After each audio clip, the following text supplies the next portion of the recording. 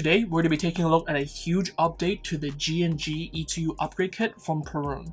This is their new ETU++, the second generation of this series of MOSFET that directly drops into any G&G rifle that uses the ETU system. So just like its predecessor, all you have to do to install this is unplug your red wire, black wire, and your data cable, and then plug those wires into your new MOSFET. That's it. You don't need to open your gearbox, no soldering, and almost no tools, except for maybe a screwdriver for the buffer tube, since the spade connectors is usually closer to the back. So if you need to replace the old red or yellow case MOSFET that G&G used to use, or if you have the updated smaller MOSFET that's still kind of clunky with its fuse, then this ETU upgrade kit is a perfect plug-and-play replacement for that. That's super easy to install. It's now less than half the size of even the smaller MOSFET from G&G, which will save you guys way more battery space, and it also comes wired to DINs now, which is a nice change from the first gen. The first gen ETU that Perun released ages ago provided a range of different features, from an electronic fuse, active braking, different firing modes, battery protection, pre-cocking for trigger response builds, and for the first time, we can get a binary trigger from a plug-and-play MOSFET. The unit itself can also, of course, handle a bigger battery, and it can just handle more stuff in general. So besides being a more reliable and convenient replacement for the stock G&G MOSFET, these Perun drop-in kits also served as somewhat of a straightforward upgrade path for anyone who wants to dip their toes into the performance game without having to invest $100+ into a high-end MOSFET. And you don't even need to open your gearbox to try it.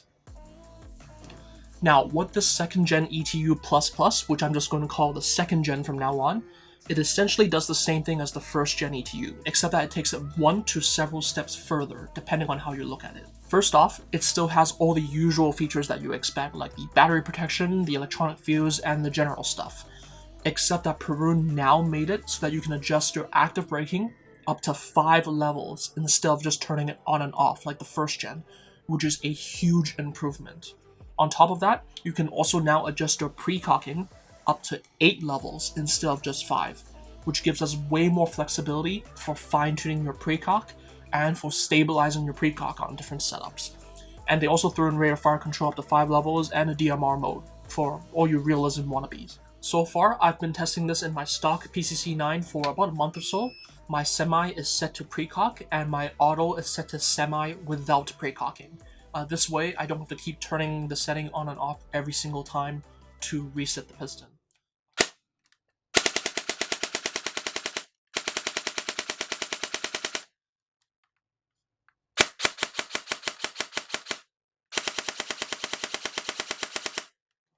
And in its stock configuration, I needed active braking on level 2 and precocking on level 2 as well for the trigger response and the precocking to be stable on an 11.1 1800 mAh 25C LiPo. Keep in mind that we're only on level 2, we still have 3 levels left for active braking and 6 levels left for precocking.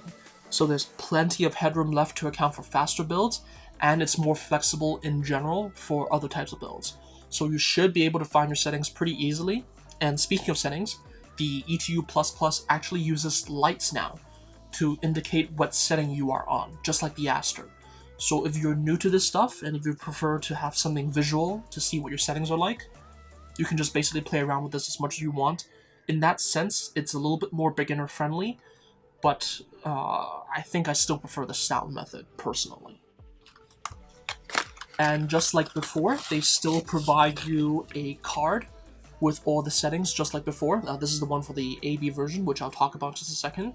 I always end up losing this, so to make this Darren-proof, they included a bunch of stickers to show all the settings, so I don't have to draw over my receiver. So, final thoughts. Honestly, as I was making this review, I was genuinely surprised that someone decided to bother to add all these features into a mere plug-and-play MOSFET. It almost seems to be a bit overkill, to be honest. But for anyone who doesn't want to work on the gearbox, and if you need to replace your stock G&G MOSFET, the ETU++ is pretty much the most convenient solution that I've ever seen that comes with a very impressive set of features. And it still costs more or less the same as the old ETU at $50 to $56, which is one heck of a deal. I'm glad they decided to keep the price point pretty much the same as before. They also have the AV++. This is the version that you basically have to use for anything that's not EGNGs, but this does require some soldering. But nevertheless, if you're down to work on a different build that's not a GNG rifle, this is probably what you want to go for. But again, some soldering is required. And we'll take a look at this maybe later down the road. Anyways, guys, that's it for the video. Hope you guys enjoyed it. Let me know what you guys think. Please feel free to comment and like and subscribe. And I'll catch you guys next time. Peace, guys. Happy shooting.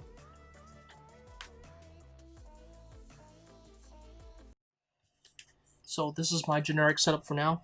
By the way, your PCC9 won't look like this. I added an extra extension because the stock inner barrel is only 200 millimeters long, which is not very standard.